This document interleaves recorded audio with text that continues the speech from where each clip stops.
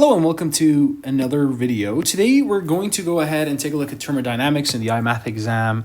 Starting with question number 23. This is a question about entropy. First of all, entropy is simply a measure of randomness, chaos, uncertainty in a system. And it happens when there's temperature changes involved. Usually in a process like an adiabatic process, if you guys are familiar, since there's no exchange of heat and gas, there's no exchange of heat and mass, then, theoretically speaking, we consider that to have entropy of close to zero. So anything that has no chaoticness, anything that has no changes found within a system process, we can consider to have a overall entropy close to zero. Theoretically, it happens at temperatures close to zero. Those are scenarios in which you can have something that has an entropy of close to zero. So a weight moving up and down on a spring, obviously that's not correct because that does have an entropy and it's not close to zero. So that rules out that choice. A satellite in the orbit of 2,500 kilometers above the Earth would experience a temperature of roughly 0 degrees. So this so far seems to be true because that's the one that has the closest entropy to zero. The evaporation of ether, in fact, has a lot of disorder and it increases the disorder of a system. So as you know, and as I just mentioned, if you increase the disorder in a system, then you're going to increase the entropy of that system. So this is obviously going to get rolled out. An object in free fall when it has reached terminal velocity. Again, when something is falling and it is going through air, it's going to experience some air resistance and some changes in temperature. And so no, that's again not something that has an entropy of close to zero. A metal object being rapidly electroplated. No, again, that's not correct because if something is getting electroplated, it's going to experience some temperature changes. And in fact, if the temperature is higher, then usually the rate of electroplation is going to increase. And if the temperature is lower, it's going to have a negative effect on the rate of electroplating. So the only correct answer for this one is B. 23, B is the correct answer. Let's take a look at number 24. It says a block of iron at 100 degrees is transferred to a plastic cup containing water at 20 degrees. Which one of the following is not necessary in order to find the specific heat capacity of iron? I'm not going to go ahead and discuss everything you need to know here because this is a really simple question. When you want to find out the specific heat capacity of iron, you need the specific heat capacity of water. You need the mass of the block of iron, that's obvious. You need the final temperature and the mass of water.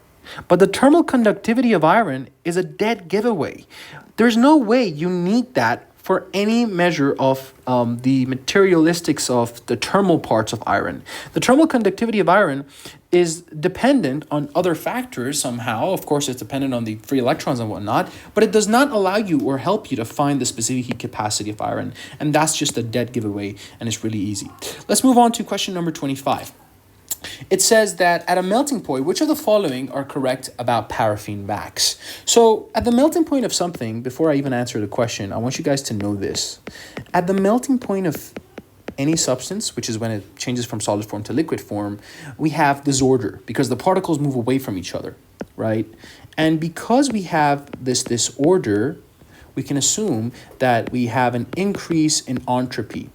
And so when there's an increase in entropy, that means that the particles are moving faster. So there's a motion of particles that's also going to experience an increase.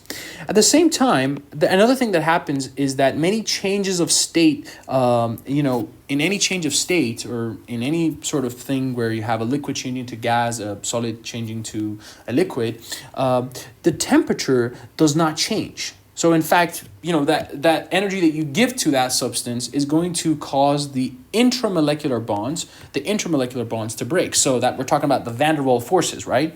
But the carbon and hydrogen bonds do not change. So the van der Waals forces are going to kind of decrease and eventually break away. But the temperature of that substance does not increase. So the substance becomes more disordered for number one. That is obviously correct. The wax takes in heat, but its temperature stays the same. That's absolutely correct because in a change of state, like I mentioned, the temperature of the substance does not change. And the bonds between carbon and hydrogen bonds are not broken. They stay the same. They remain. But the van der Waals bonds are actually broken, the van der Waals forces. So the only correct answer for this one is E, choice 1 and 2 only. Statement number 1 and 2. All right, let's take a look at this one. This is a question about the ornamental thermometer known as the Galileo thermometer. It contains a number of spheres, all right, of hollowed colored glass. So basically, each of them has different temperatures. The way that Galileo kind of designed this, he was actually one of the first people to discover the principle upon which like a thermometer is based on. So we kind of attribute to his invention the modern thermometer. This relies on the buoyancy of the object. As you know, if you were to realize what forces are acting on the sphere, for example, sphere number X, you would realize that there's a downward force of weight that is acting downwards. And then there's this upward force, which is known as upthrust, which is due to the buoyancy of the liquid, right? And so this kind of, the changes between these two forces causes them to go up and down and whatever, depending on different types of temperature, regarding the sphere over here. The question is saying if the particular sphere here, sphere X, is going from bottom to top, what is the reason this is happening? They want you to give the best explanation regarding this. Now, don't confuse yourself with the explanations of how the Galileo thermometer works, because you have to know about the density of this changes, that changes, the ball is going up and whatever because of the differences in density. Just think about it like this. Ball X or sphere X is going up, or it's floating, and the reason for that is probably because of the fact that the density that it has, the density of sphere X, is probably less than the density of liquid, right? That's something that's obviously common sense. If something has a lower density than the liquid that you put in it, then it's going to start to float. And so, sphere X is actually rising up because perhaps the density of this liquid, which is usually ethanol, is higher than the density of the ball itself. So it's kind of pushing up on the sphere and causing it to rise. So in other words, the upthrust is greater than the weight of the sphere, and it's causing it to go up. So that leaves choice D to be the only correct answer out of every one of the other answers. And the reason for that is obviously because the density of the liquid is more. That is why the object is going to go up. In fact, this is true for anything else. Whenever you put something or any object in a liquid, if the density of that liquid is higher than the density of the object, then the object is going to actually rise and float. Let's go ahead and take a look at 27 now.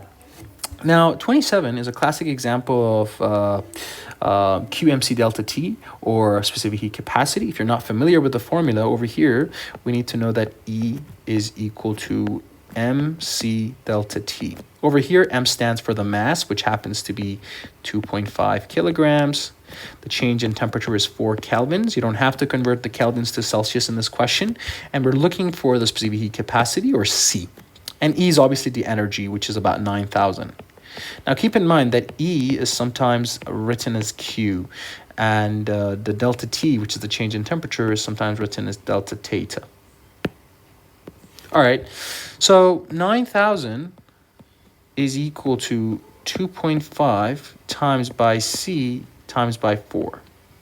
And so we can say the specific heat capacity is simply, if you divide both sides by 2.5 and 4, 9,000 divided by 2.5 times by 4, and the unit is joules per kilogram Kelvin, which is also written as kilogram negative to the power of -1 and Kelvin to the power of -1. That means the correct answer for this question is D. All right, a fixed mass of an ideal gas undergoes a change in which it is supplied with 3,500 joules of thermal energy. At the same time, this gas does 5,000 joules of work on its surroundings. What type of change describes this undergoing of this gas? 2017. All right, so theoretically speaking, we have 4 processes for ideal gases.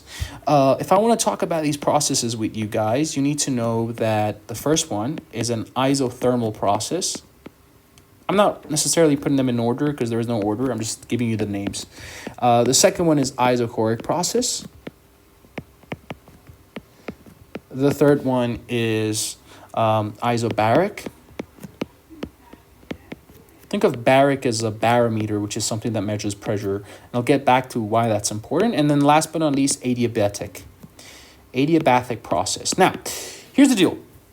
In an isothermal process, the temperature is actually constant. right? And because the temperature is constant, then volume is actually, inversely proportional to the pressure.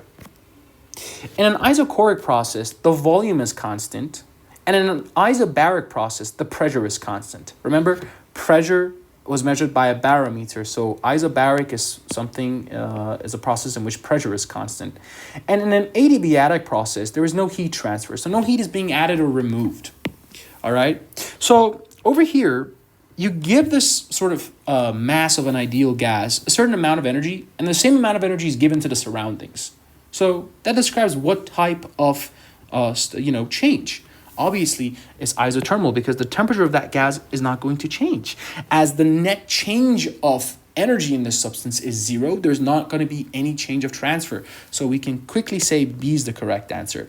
A lot of people might say adiabatic because obviously the temperature doesn't change. But in adiabatic, keep in mind, there is no heat transfer. So there's no exchange of energy whatsoever. So that's why A is not correct. Isochoric is when obviously the volume is constant, and isobaric is when the pressure is constant. So that's obviously not the correct answer either. That leaves the only correct choice to be B, which is isothermal. Now let's take a look at question number 29. It says the Earth's atmosphere contains oxygen and nitrogen. The mass of oxygen is greater than the mass of a nitrogen molecule. So diatomic oxygen has a higher mass than diatomic nitrogen. So below are forward statements about the motion of the two types of molecule in this room. They have an equal mean square velocity. Obviously wrong because they have a different mass. We know velocity is obviously affected by mass. If they have different masses, how can they have the same square velocity? A nitrogen molecule has a greater mean square velocity than an oxygen molecule. That is true because the mass of nitrogen is less. And, if they have the same temperature, that would mean they have the same mean transitional kinetic energy. They kind of have the same kinetic energy. So at that kinetic energy, the mean square velocity of nitrogen has to be more because it has less mass. It's less heavier, and so obviously it moves faster. Nitrogen molecule has a greater mean kinetic energy. Absolutely wrong. Oxygen molecule has a greater mean kinetic energy. Absolutely wrong again. Look, they have different velocities, but they also have different masses. But they have the same mean transitional kinetic energy. And that's because of something that, Maxwell Boltzmann and a lot of other scientists worked on. They found out that ideal gases have the same mean kinetic energy at the same temperature. They might have different velocities, however. And so that means the only correct statement is statement number 2, which choice D to be the correct answer. Now let's move on to question 30, which is the last question of this temperature and thermodynamic review that we have. It says a fixed mass of an ideal gas is compressed at constant temperature. The pressure is recorded simultaneously as the volume decreases. All right, this is describing Boyle's law because they're saying as the pressure is recorded, the volume decreases. And they're plotted on a linearly scaled graph, right? And the temperature is constant. So if you guys recall, in Boyle's law, the temperature is constant. At the same time, in Boyle's law, we know pressure is inversely proportional to volume. So as the pressure increases, the volume has decreased probably, and as the volume increases, the pressure actually goes down. The graph of Boyle's law looks something like this. It's like a curved line that has a negative gradient, where if you put P here, that would be pressure, and this would be volume. So this is Boyle's law, right? So right off the bat, they're saying which describes the plotted line of this graph. It's not a straight line. We can see that right off the bat. I mean, if you look at the graph, you will see that it's a curved line, right? But does it have a positive gradient? No, it has a negative gradient because as the pressure is decreasing, and so as the volume is lower, the pressure is actually becoming lower. And because of that, we can assume that at higher volumes, the pressure is lower, whereas at higher pressures, the volume is lower. So that makes choice B the correct answer. Now, I suggest that you memorize the graphs of Charles' law as well as the Gay-Lussac's law, which is actually about pressure and temperature. So in Charles' law, which is actually a law about volume and temperature, we see that if you increase the temperature of a gas at constant pressure, then the temperature also, as the temperature increases, the volume also increases. So this is Charles' law. So as temperature increases, volume increases, and as temperature decreases, volume also decreases. So this is correct or true for when the ideal gas is at constant pressure. At the same time, if you're talking about pressure and temperature, they also have a similar relationship. So if you increase temperature, the pressure of the gas also increases. And this is basically known as Pressure's law or Gay-Lussac's law. And so this is for a constant mass of gas. So this is when the mass is constant. As temperature increases, pressure also increases. So they have a direct relationship, and thus they have a straight line.